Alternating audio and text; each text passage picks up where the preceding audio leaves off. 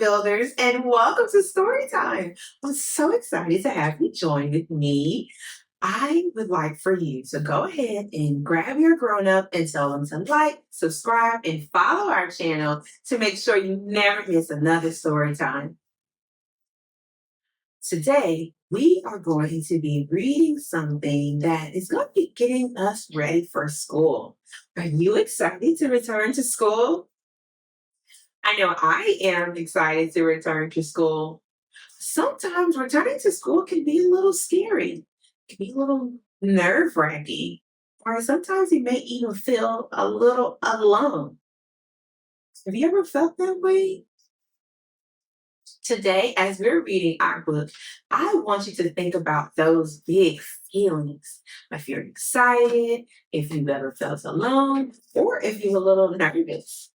Because hopefully by the end of the story, you'll know that you are not alone. There may be someone else that feels like you. Now, let's go ahead and get into our book. Today, we are reading The Day You Begin by Jacqueline Woodson and illustrated by Rafael López.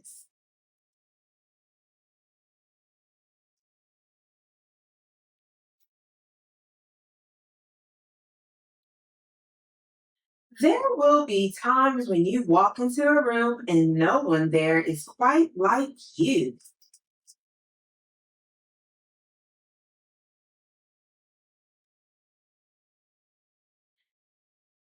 Maybe it will be your skin, your clothes, or the curl of your hair.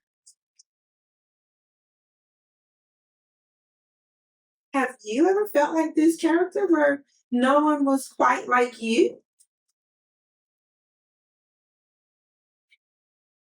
Or you're grown up of a time when that has happened to you? There will be times when no one understands the way words curl from your mouth, the beautiful language of the country you left behind. My name is Rigoberta. We just moved here from Venezuela.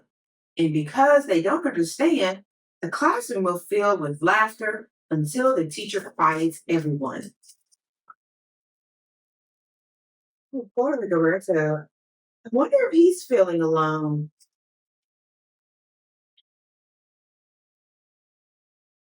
Wonder what happened next. Do you think that he will be able to find friends on his first day of school?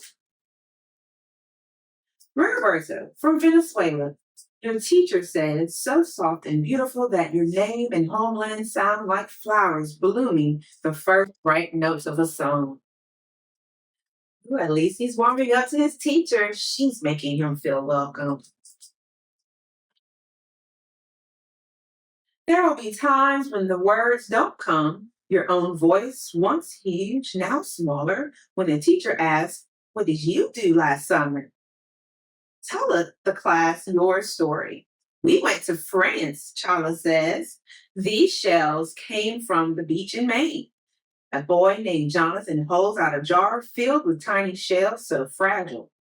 They look like they'll turn to dust in your own untraveled hands. My whole family went to India, Spain, South Carolina, each souvenir a small triumph of journey. Their travels going on and on and on.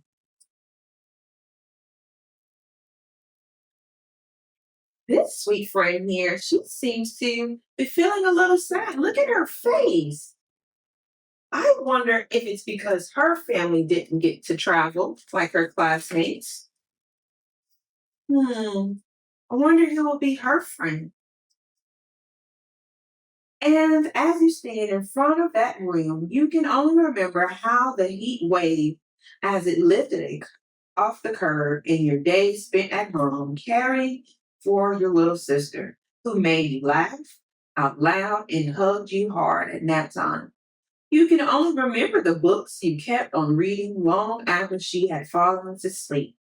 And in that room where no one else is quite like you, you'll look down at your own empty hands and wonder, what good is this when the other students were flying and sailing and going somewhere?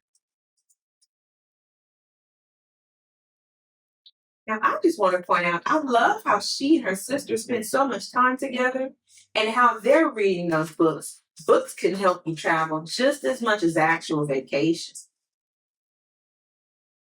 There will be times when the lunch your mother packed for you is too strange or too unfamiliar for others to love as you do.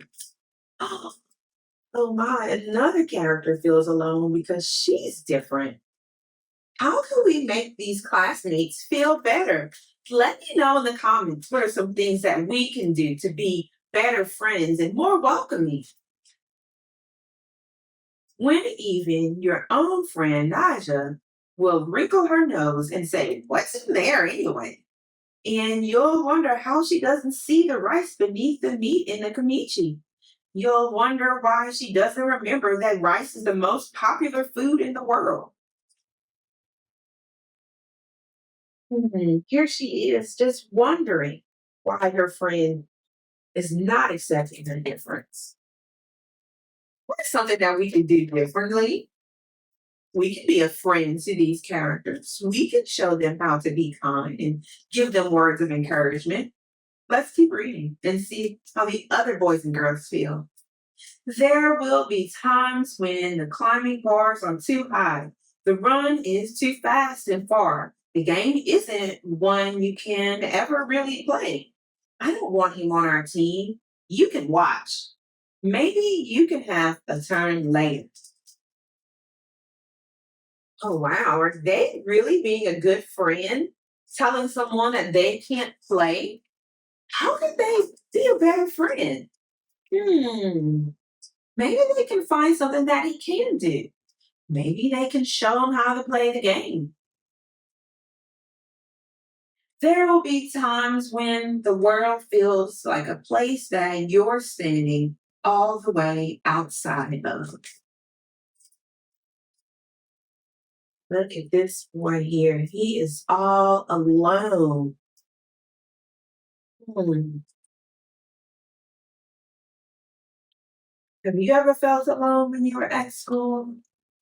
And all that stands beside you is your own brave self, steady as steel and ready, even though you don't yet know what you're ready for.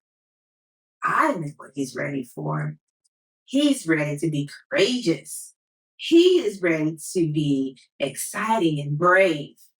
I know he can be just fine not being alone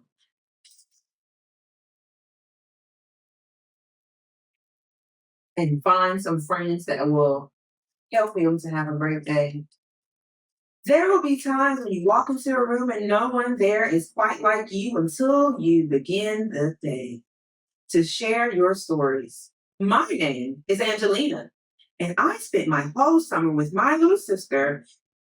You tell the class your voice is stronger than it was a minute ago, reading books and telling stories. And even though we were right on our block, it was like we got to go everywhere. I love Angelina's. I love Angelina's suggestion. Tell your story. Introduce yourself to these people when you feel alone. Make those friendships. Share things about yourself. Your name is like my sister's, Rigoberto says. Her name is Angelina, too. And all at once, in a room where no one else is quite like you, the world opens, lifts itself up wider to make some space for you. Those connections are happening. They're finding things they have in common. I wonder if Angelina is going to be friends with Rigoberto.